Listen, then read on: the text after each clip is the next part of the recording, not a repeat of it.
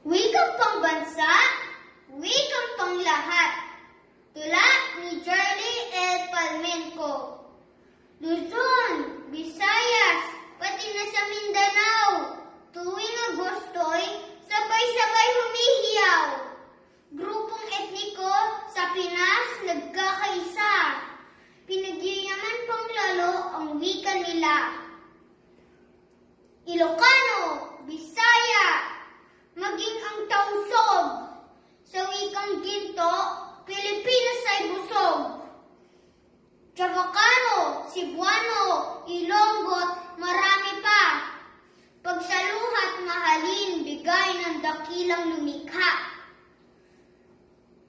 Iba't ibang salita man ng banggit, sa puso't kaluluway, isa lang ang gamit.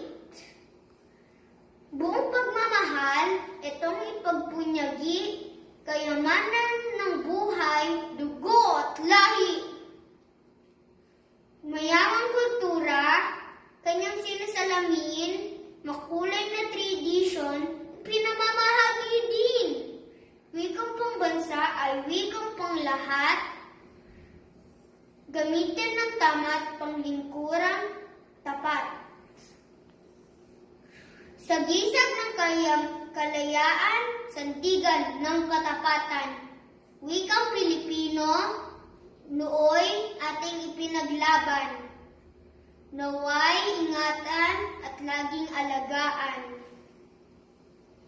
Lubos na mahalin, kailan may huwag pabayaan. Salamat po.